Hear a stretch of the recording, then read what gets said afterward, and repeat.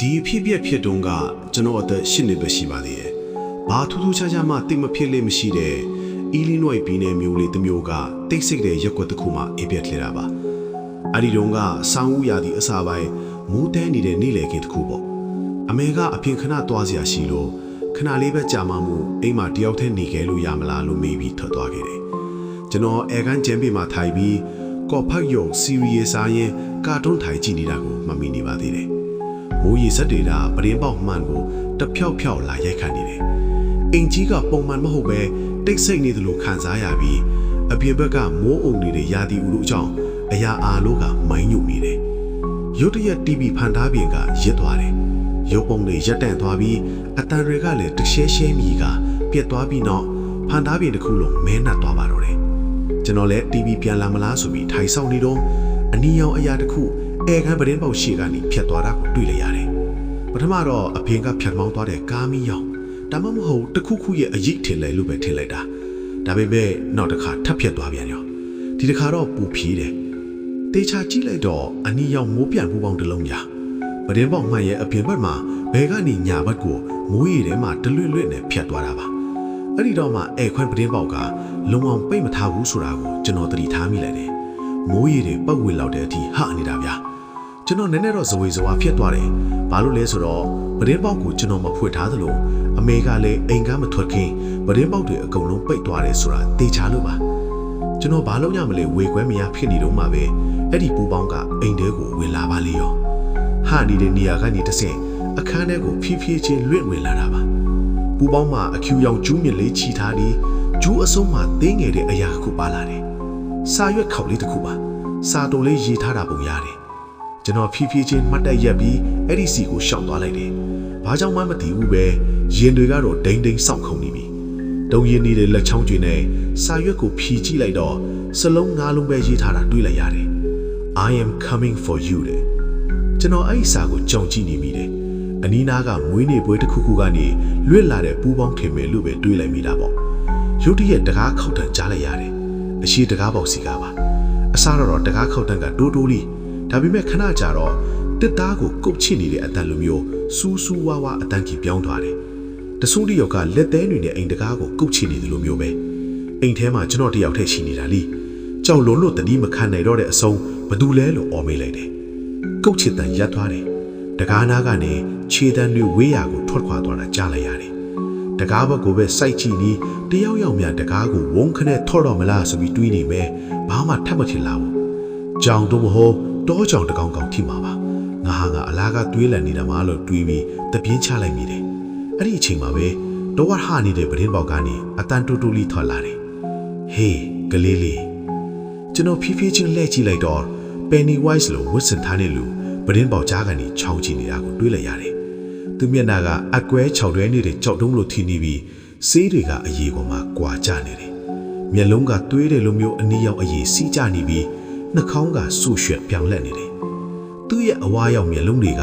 ဒေါသထွက်နေပုံပေါက်ပြီးကျွန်တော်နာမည်ကိုသိနေတယ်လို့မျိုးစိုက်ကြည့်နေတယ်။ပါဇက်ကမလုံရှင်းသေးတဲ့ပုံစံမျိုးနဲ့ဖြည်းဖြည်းချင်းပြုံးလိုက်တယ်။မျက်တောက်တစ်ချက်ခက်လိုက်ရင်းနဲ့အဲ့ဒီလိုအခန်းထဲရောက်လာတော့မလို့ခံစားလိုက်ရတယ်။ဦးမှာမင်းတို့အန်အိုးစရာလက်ဆောင်ပါတယ်လို့လူပြက်လေးတန်းနဲ့ပြောတယ်။ကျွန်တော်ဘာမှမဆောင်လို့တန်းပြေးတော့တာလေ။ဆိုဖာနောက်ကိုဝင်ပုန်းပြီးအတမ်းမထွက်ရအောင်ဘားကိုလက်နဲ့အုပ်ပြီးကွေးကွေးလေးနေလိုက်တယ်ပရင်းပေါက်ကိုအကုံဆွဲဖွင့်လိုက်တဲ့အတန်ကြားတယ်။ယေစုနဲ့ဖီးနတ်နဲ့ကျမ်းပြင်ကိုနှိမ့်လိုက်တဲ့တစ်ဖြက်ဖြက်အတန်ကအိမ်ထဲမှာပဲ့တန်ချင်းသွားတယ်။သူက Itsy Bitsy Spider ဆိုတဲ့ပင်ကူအိမ်တချင်းကိုညီရင်အိမ်ထဲလောက်လာနေတယ်။ပင်ကူလေးတကောင်ရေပိုက်ခေါင်းထဲတက်သွားတယ်။မိုးရေကျတော့ပင်ကူလေးမျောပါသွားရော။အဲ့ဒီအချိန်မှာအမေအိမ်ပြန်ရောက်ထူတယ်ကျွန်တော်ဆူတောင်းနေတော့တယ်။အဲ့ဒီလူကစင်ချောင်းလန်းကတကားကိုဖွင့်ကြည့်ဖို့ကြိုးစားတယ်။တကားကလောက်ကျနေတယ်။ရေချိုးခန်းတကားကိုကြိုးစားပြန်အဲ့ဒါလည်းလောက်ကျနေတယ်။နောက်တော့အိမ်နောက်ဖဲဘက်ကိုလောက်သွားတဲ့ခြေတံကြားတယ်။အနောက်ဖဲတကားလက်ကင်မှုကိုလဲ့နေတန်ကြားတယ်။သူတခုခုကိုတိုးတိုးလေးရေရွက်လိုက်တာကြားလိုက်မယ်။ဘာပြောလဲတော့တဲသေးမရဘူး။အဲခန်းတကားပေါက်အောက်ကနေအရှိတစ်ခုဖြတ်သွားတယ်။ကျွန်တော်ရင်ခုန်တန်းကမြန်လို့လို့သူချောင်းသွားမလားဆိုတော့ထင်မိတယ်။ကျွန်တော်မလွတ်ရှားပဲငြိမ်နေလိုက်တယ်။ယူတရက်အိမ်ရှိတကားလက်ကင်မှုကိုလဲ့တန်ကြားလိုက်ရတယ်။တပြိုင်နက်တည်းမှာပဲကားမီးရောင်ကအဲခန်းပရင်းပေါက်ကနေထိုးဝင်လာတယ်။ကားတစ်စီးခြံဝင်လာပြီးအမေအတန်ကိုအပြင်ကနေကြားလိုက်ရတယ်။အမေအော်လိုက်တဲ့အတန်ကိုကြားတော့အိမ်ထဲကခြေတံတွေရက်သွားတယ်။ ရုတ်တရက်လှုပ်ရှားမှုတွေမြန်ဆန်သွားပြီးအဲ့ဒီလူပြက်ကအနောက်ဖဲတကားကိုဝန်ခနဲ့ဆွဲဖွင့်လိုက်ပြီးပြေးသွားလိုက်တယ်တကားကိုစောင့်ဖွင့်လိုက်တဲ့အချိန်ကြောင့်မှန်တွေကဲပြီးချမ်းမီပေါ်ပြန့်ကျဲကုန်တယ်ပြီးတော့အရာအလုံးပြန်တိတ်ဆိတ်သွားတယ်စကန်ဘလော့ကကြာတော့အမေအိမ်ထဲဝင်လာတယ်ဆိုဖာနောက်မှာငိုပြီးပုန်းနေတဲ့ကျွန်တော်ကိုတွေ့သွားတယ်ကျွန်တော်စကားတော့ကောက်ကောက်မပြောလိုက်ဘူးအမေကရေးကိုချစ်ချင်းခေါ်ပြီးအနောက်ဖဲကနေလူပြက်တကောင်ပြေးသွားတာကိုမြင်လိုက်ရတယ်လို့ပြောပြတယ်ရဲတွေရောက်ပြီးပတ်ဝန်းကျင်ကိုရှာဖွေတော့ပဲအဲ့ဒီညကဘာမှမတွေ့ခဲ့ဘူးရဲတနည်းညာကကြာတော့ရဲတွေပြန်ရောက်လာတယ်သူတို့ကကျွန်တော်တို့ရဲ့အိမ်နီးကားကိုစစ်ဆေးမေးမြန်းဖို့ခေါ်သွားတယ်လို့ပြောတယ်အဲ့ဒီလူရဲ့ carriage ထဲမှာလက်လုံလူပြက်ဝတ်တွေမက်ခန်တွေနဲ့ make-up ပစ္စည်းတွေကိုတွေ့လိုက်ရတယ်လို့တခြားလူတွေရဲ့အိမ်ထဲကရိုက်ထားတဲ့ဓာတ်ပုံတွေကိုပါတွေ့လိုက်ရတယ်အဲ့ဒီလူကလူပြက်တွေကိုဆွဲလန်းနေပြီးအိမ်မှာလူကြီးမရှိတဲ့ကလေးတွေကိုလိုက်ချောက်ရတာသဘောကျနေပုံပါပဲသူကဒါဟာနောက်ပြောင်တာတစ်ခုပါလို့ဝန်ခံခဲ့ပြီးနေ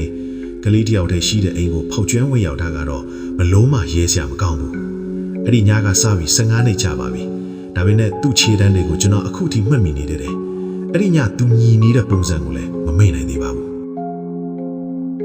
နောက်ထပ်ဇလန်တစ်ခုကတော့ကျွန်တော်အသက်24နှစ်ကော်လိုရာဒိုပြည်နယ်ဘိုလန်မြို့မှာနေတော့ကချက်ခဲ့တာပါကျွန်တော်အိမ်ကပါလမ်းမဘော်ကတငယ်ချင်းဘက်စီအိမ်နဲ့15မိနစ်လောက်ပဲလမ်းလျှောက်ရတဲ့တိတ်ဆိတ်တဲ့ရက်ကွက်တစ်ခုထဲမှာရှိတာပါစနေနေ့ညပဲထပြီးဘက်စီရဲ့မွေးနေ့ပွဲကနေကျွန်တော်အိမ်ပြန်လျှောက်လာခဲ့တယ်နည်းနည်းမူးနေတယ်လို့ပင်လဲပင်ပန်းနေတယ်ရာဒီဥတို့ကအိမ်များပြီးကောင်းကင်ကကြီးလင်းနေတယ်လမ်းမပေါ်မှာလူရှင်းနေပြီးအိမ်အများစုကမိပိတ်ထားကြပြီတချို့အိမ်တွေရဲ့ဝရန်ဒါမိရောင်ဝါကျင့်ကျင့်လေးတွေပဲလမ်းဘေးပလက်ဖောင်းပေါ်ကြောက်ကြောင်နေတာပါအဲ့ဒီတုန်းကစိတ်လက်ပေါ်ပါပြီးလုံခြုံတယ်လို့ခံစားခဲ့ရတာကိုအခုပြန်စဉ်းစားရင်တော့ရှက်မိတယ်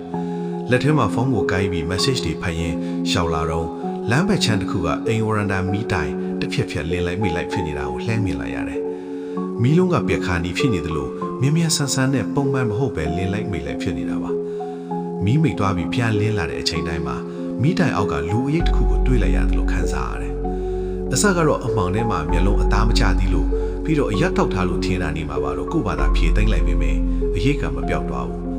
အနားရောက်လာလေမီးလုံးကမမိတ်တော့ပဲပြန်လင်းလာတယ်အဲ့ဒီတော့မှကျွန်တော်မြင်တာမမှားဘူးဆိုတာသိလိုက်ရတယ်မီးတိုင်အောက်မှာလူတစ်ယောက်တကယ်ရက်နေတာဗျမီးလုံးကိုလေ့လာနေတယ်လို့သူမဟုတ်မီးထပ်မိမဲ့အချိန်ကိုစောင့်နေတယ်လို့မျိုးမောက်ကြည့်ပြီးငိမ့်ငိမ့်လေးရက်နေတယ်သူမျက်နှာကိုဝမ်းနဲ့ဘလက်ဖြစ်နေတဲ့ပုံစံမျိုးဆေးချထားတယ်အသားကအဖြူရောင်နှာခေါင်းနီးနီးနဲ့ပါးစပ်ကိုအပြာရောင်ဆေးဆိုးထားပြီးငိုကာနီးပုံစံမျိုးအောက်ကိုကွေးချထားတယ်ခရွေရွယ်ဥထုလေးစောင်းထားပြီးညစ်ပတ်နဲ့အစိမ်းရောင်ရှက်အင်ကြီးပေါ်မှာကျွန်တော်အထက်ထက်တောင်ပိုကြီးမဲ့ကုတ်အင်ကြီးအဆုပ်ကြီးဝတ်ထားတယ်မြင်ကွင်းတစ်ခုလုံးကပုံမှန်မဟုတ်ဘူးလို့ခံစားနေပြီမဲ့ကို့ဘာသာဝန်မခံချင်ဘူးဘာမဟုတ်လားလေးနဲ့ကြောက်တတ်တဲ့သူမဖြစ်ချင်ဘူးလေဒါနဲ့ပွေးပြီးလို့ဖျန်လာတဲ့လမ်းဘေးဖော်ရင်ကြီးတမားမဲ့ထစ်မှာပါလို့တွေးပြီးဆက်လျှောက်လာခဲ့တယ်အဲ့ဒီအိမ်ကိုကြော်လာပြီးမကြခင်မှာပဲနောက်ကနေခြေတံတွေကြားလိုက်ရတယ်ခြေတံတွေကနေကွေးပြီးဂယူတစိုက်ဆလားနေတဲ့ပုံစံမျိုးအတန်မထွက်အောင်ကြိုးစားပြီးရှောက်နေသလိုမျိုးဗျအတန်ကတိုးပေမဲ့တစ်စိတ်နေတဲ့လမ်းမပေါ်မှာဆိုတော့လီလျူရှူလို့မရဘူးလေကျွန်တော်လွှဲကြည့်လိုက်တော့ဟိုလူဖြစ်ရှိနေမယ်လို့ထင်ပေမဲ့ဘယ်သူမှမရှိဘူးနောက်ကဝရန်ဒါမီးကလင်းနေတော့မယ်လမ်းဘေးပလက်ဖောင်းပေါ်ဘယ်သူမှမရှိဘူးဇီးခွက်တကောင်ခေါင်းပေါ်ကနေဖြတ်ပြန်သွားလို့လန့်ပြီးနှလုံးရောဂါရမလို့တော့ထည့်သွားတယ်စိတ်ထဲစူးရင်လာပေမဲ့ငါစိတ်ထင်းနေတာပါဆိုပြီးကို့ဘာသာဖြေသိမ့်ကဆက်လျှောက်လာခဲ့တယ်ရုတ်တရက်ခြေတံတွေထက်ကြားပြီးဒီတစ်ခါတော့လမ်းတစ်ဖက်ချမ်းကနေကြားလိုက်ရတာလမ်းကြည့်လိုက်တော့ဟိုဝမ်းငဲနေတဲ့မျက်နှာနဲ့လူဖြက်ကြီးဗျာသူကလမ်းတစ်ဖက်ချမ်းမှာ stop sign ပုံနာမှာရပ်နေတာကျွန်တော်ဘက်ကိုလွှဲ့ပြီးလမ်းကူးလာတော့မဲ့ပုံစံမျိုးခေါင်းကနေခြေပြောင်းအထိအိတ်ဆက်သွားသလိုပဲဒါပေမဲ့သူကမလှုပ်ဘူးဗျကျွန်တော်ကိုရက်ကြည့်နေတာကျွန်တော်လည်းမောဟိုက်နေတဲ့အသက်ရှူတန်းနဲ့သူ့ကိုပြန်ကြည့်နေမိတယ်သူကမလှုပ်ဘူးအဲ့ဒီတိုင်းရက်နေတယ်ကျွန်တော်တွေမျိုးပြီးဆက်လျှောက်သွားလိုက်တယ်သူလည်းဆက်လျှောက်တယ်ကျွန်တော်ရက်လိုက်တယ်သူလည်းရက်သွားတယ်ကျွန်တော်ခဏရက်ပြီးခြေလမ်းကျဲနဲ့လျှောက်လိုက်တယ်သူလည်းလိုက်လုပ်တယ်အဲ့ဒီလူဖြက်ကကျွန်တော်နောက်ကိုလိုက်နေတာတတ်တတ်မဟုတ်ဘူးကျွန်တော်လှုပ်ရှားမှုတွေကိုလိုက်တူနေတာဗျာလမ်းကိုမကူဘူးမှန်တဲ့ကပုံရိပ်လိုမျိုးကျွန်တော်လှုပ်သမျှတူပြီးလုပ်နေတာကျွန်တော်ကြောက်ကြောက်နဲ့ရေလိုက်ပြီးတိုက်ဆိုင်တာပါလို့တွေးဖို့စူးစမ်းပေမဲ့လက်တွေကတုံနေပြီဟဲ့လို့ခမနဲ့မလှုပ်เสียတခြားအလုံးမရှိဘူးလားလို့လှမ်းអော်လိုက်တယ်သူကဘာမှပြန်မပြောဘူးတဟားဟားနဲ့ရီးတာဗျာကျွန်တော်ရီးစရာတခုခုပြောလိုက်တယ်လို့မျိုးပဲကျွန်တော်ဒေါသထွက်ပြီးတကယ်လားခမအကြီးစားတုံးနေတာလားလို့ထပ်អော်လိုက်တယ်သူက6နှစ်သားကလေးရီးစရာဟာထကြားလိုက်တယ်လို့မျိုးထပ်ရီးပြန်တော့ကျွန်တော်တုတ်ချေတင်ပြီးရှောက်တယ်သူလည်းအရှိန်တင်ပြီးရှောက်တယ်ကျွန်တော်အရှိန်လျှော့တိုင်းသူလည်းလိုက်လျှော့တယ်ခြေတိုင်းမှာရင်ခုန်တန်းနဲ့ပိုးမြန်လာတယ် သူ့ကိုမကြောက်ဘူးလို့ဟန်ဆောင်နေပြီးမဲ့မျက်နှာထားကဖုံးမရဘူး15မိနစ်လောက်ထိသူကလမ်းမကူပဲဒီတိုင်းပဲလိုက်တူပြီးလာနေတာကျွန်တော်အိမ်သားရောက်ခါနီးကြမှာတတိယလိုက်တဲ့အချစ်ကြောင့်ရင်ထဲထိတ်ခနဲဖြစ်သွားတယ်ကျွန်တော်အိမ်ကသူ့ရှောက်နေတဲ့လမ်းဘက်ချဲမှာရှိနေတာဆိုလိုတာကကျွန်တော်လမ်းကူးရတော့မှသူကျွန်တော်နောက်ကိုလိုက်ကြတဲ့ကဒါကိုတီးနေများလားကြောချမ်းသွားတာပဲကျွန်တော်လမ်းဘေးပလက်ဖောင်းကနေဆင်းလိုက်တယ်အဲ့ဒီအချိန်မှာပဲသူပုံစံပြောင်းသွားတယ်သူက၄ခါချသွားတယ်ဗျရုတ်တရက်လှုပ်လိုက်တာမဟုတ်ဘူးအစကတည်းကကြမ်းစီထောက်တယ်လို့မျိုးဖြီးဖြီးချင်းလှုပ်တာပြီးတော့သူ့ခန္ဓာကိုယ်ကအရှိကိုကုန်းတာမဟုတ်ဘူးအနောက်ဘက်ကိုလန်ချလိုက်တာပြိုက်ကမိုးပေါ်ထောင်းပြီးခါယိုကြီးကလူတယောက်မကွေးနိုင်လောက်တဲ့ပုံစံမျိုးကွေးသွားတယ်မျက်နာကစောက်ပြောက်ကြီးဖြစ်ပြီးကျွန်တော်ကိုစိုက်ကြည့်ပြီးပင်ကူတကောင်လို၄ခါချပြီးလာနေတာကျွန်တော်အော်ဟစ်ပြီးအမြန်ဆုံးပြေးတော့တာပဲသူလည်းအဲ့ဒီလိုကြောက်စရာကောင်းတဲ့ပုံစံနဲ့လိုက်လာရင်းနဲ့နားကျင်နေသလိုရှိုက်ကြီးတငယ်ငိုတန်းကြီးနဲ့အော်ဟစ်နေတယ်နောက်ပြန်လိုက်နေတာဆိုပြီးမဲ့သူကအယမ်းမြန်တယ်ကျွန်တော်ကလဲကျသွားရင်သူ့မဟုတ်အရှင်လျှော့လိုက်ရင်မိသွားမယ်ဆိုတာသိတယ်အိမ်ရှိရောက်တော့တော့ကိုကတုံးရင်းရင်းနဲ့ဖွင့်ရတယ်တော့ကျသွားလို့ပြန်ကောက်ရင်လမ်းကြည့်လိုက်တော့သူမတ်တက်ရက်လိုက်တာကိုမြင်လိုက်ရတယ်သူပြေးလာတော့မယ်ထင်ပြီးကျွန်တော်အမြန်တော့ဖွင့်လိုက်တယ်အိမ်တကားဖွင့်တဲ့အချိန်မှာလည်းသူ့ရဲ့စူးစူးဝါးဝါအော်တန်ကြီးကိုကြားလိုက်ရတယ်ညရီကြီးတယောက်တည်းအိမ်ပြန်မလာတဲ့ဘူးလို့ကျွန်တော်တကားကိုမိပြီးထိုင်ကြသွားတယ်တုံးရင်နဲ့အလက်တွေနဲ့ရဲကိုဖုံးဆက်လိုက်တယ်ရဲတွေရောက်လာပြီးရှာပေမဲ့အဲ့ဒီလူဖြတ်ဖုံးဆက်တဲ့သူတဲ့လူကိုမတွေ့ရဘူးတဲ့နောက်တော့အိမ်ကြီးစနေပြောမှသိရတာကဒီလိုကြုံရတာကျွန်တော်ပထမဆုံးမဟုတ်ဘူးဝမ်းနေနေတဲ့လူဖြတ်ပုံစံဝတ်ထားတဲ့လူတစ်ယောက်ကညဘက်လမ်းသွားလမ်းလာတွေကိုလိုက်ချောက်နေတယ်ဆိုပြီးတိုင်ကြားထားတာရှိရဲ့ကျွန်တော်လည်းအဝတ်စားတွေလဲလိုက်တယ်သူ့အဖမ်းခံလားမခံဘူးလားဆိုတာစက်မစုံစမ်းတော့ဘူးဒါပေမဲ့ဒီနေ့ထိညဘက်ဆိုကျွန်တော်တယောက်တည်းလမ်းမလျှောက်ရတော့ဘူးဒီအကြောင်းပြန်ဖော်ပြတိုင်းမနေနိုင်ထိုင်မတိုင်မိဘူးစငါနဲ့ကြာခဲ့ပြီဒါပေမဲ့ကြက်တီထားတော့မယ်နောက်ဆုံးအဖြစ်ကတော့ကျွန်တော်12နှစ်တာအရွယ်တုန်းကပါပန်ဆယ်ဗေးနီးယားပြည်နယ်လန်ကက်စတာခရိုင်ကစထရောဘတ်မြို့နာမှာနေတဲ့ဝိုင်းကွဲတဲ့အကိုထရဗာစီအလဲသွားတုန်းကဖြစ်ခဲ့တာပါထရဗာကတောဘက်ကျတဲ့နေရာမှာနေတာဆိုတော့လမ်းနေမှာပလက်ဖောင်းမရှိဘူးလေကွင်းတွေပဲအစုံမရှိရှည်လျားနေတာပေါ့အဲ့ဒီညက Route 741 လမ်းမကြီးနာကမြေကွက်လက်မှာပွဲစည်းတန်းလေးတစ်ခုရောက်နေတယ်ဘာမှထွေထူးဖုတ်ပါဘူးချားရဟတ်တစ်ခုရဲ့ကစားပွဲဆိုင်တစ်ချူရဲ့စီနတ်တကြားနတ်ရောနေရဲ့မုတ်ဆိုင်တစ်ချူရဲ့ပဲရှိတာပါညနေပိုင်းအချိန်အများစုကိုအန်တီကိုပူစာပြီးမုံတွေရှောက်စားရင်ကုံဆုံးခဲ့တယ် Travel ကတော့ game ကစားဖို့ရှောက်သွားနေပေမဲ့ကျွန်တော်ကတော့ bike ကားပြီးပျော်နေတာနဲ့မုတ်ဆိုင်နေနားမှာပဲနေခဲ့တယ်မုံတွေစားထားပြီး bike တဲနေတဲ့အချိန်ချားရဟတ်စီရင်ကောင်းမလားလို့စဉ်းစားနေတော့တစ်ပင်တန်းသားကမီးတိုင်အောက်ကိုမျက်လုံးရောက်သွားတယ်။အဲ့ဒီမှာ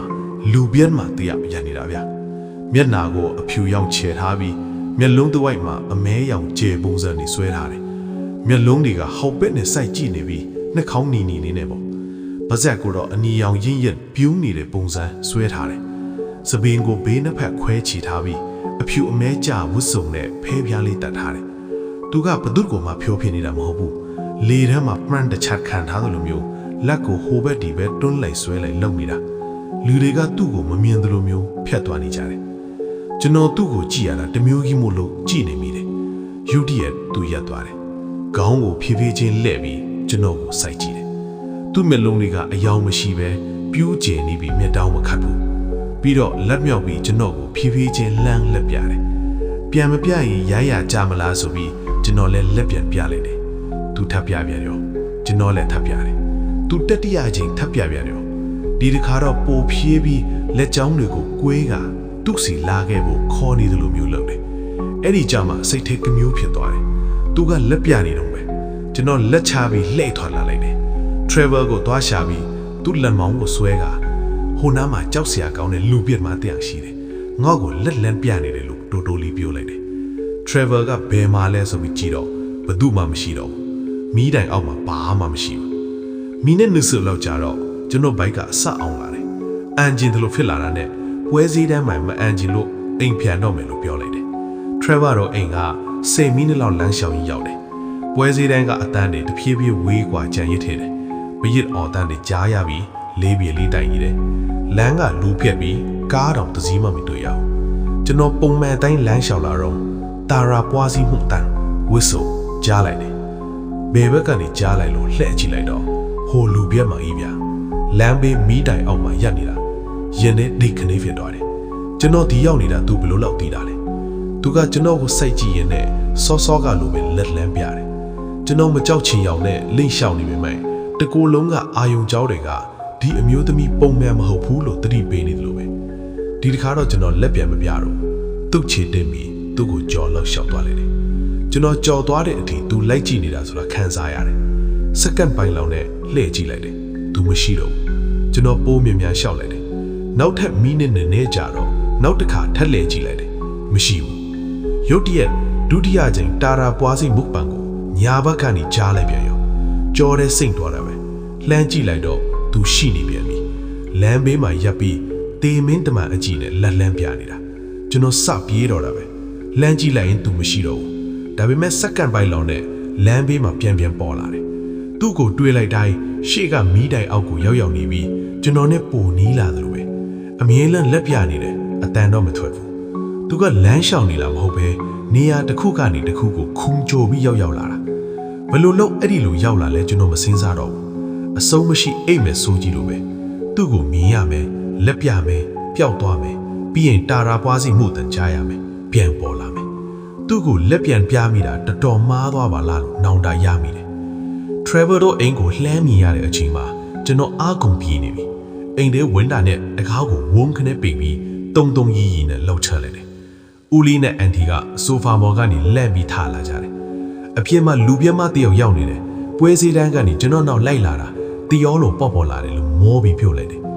သူတို့တယောက်မြင်တာတယောက်ကြည့်ပြီးဦးလေးကဒမ်မီဆွဲကအပြင်ထွက်ကြည့်ပေမဲ့ဘသူကမှမတွေ့ရဘူးနောက်နေ့ကျတော့ပွဲစည်းတန်းမှာလိုက်မေးကြည့်တယ်ကျွန်တော်ပြောသလိုလူပြက်မျိုးဘသူမှမတွေ့ဘူးတဲ့ပွဲစီစဉ်သူတွေကလည်းလူပြက်ငှားထားတာမရှိဘူးလို့ပြောတယ်ကျွန်တော်စကားကိုကျွန်တော်ကလည်းဘသူမှမယုံကြဘူးအဲ့ဒီနောက်နေ့ရက်လောက်အိပ်ရာထဲမှာစောင်းကောင်းပြီးခြုံပြီးနေခဲ့ရတာမှတ်မိနေတယ်ဘိုက်လျှော်တာတဲ့ညဘက်အခန်းထဲမှာအဲ့ဒီလူပြက်မှရောက်လာမှာကိုပိုးကြောက်နေခဲ့တာသူကကြိုက်တဲ့အချိန်ပေါ်လာနိုင်တယ်လေအဲ့ဒီနေ့ကစပြီးလူပြက်တွေကိုကျွန်တော်ဝေးကရှောင်ပါတော့တယ်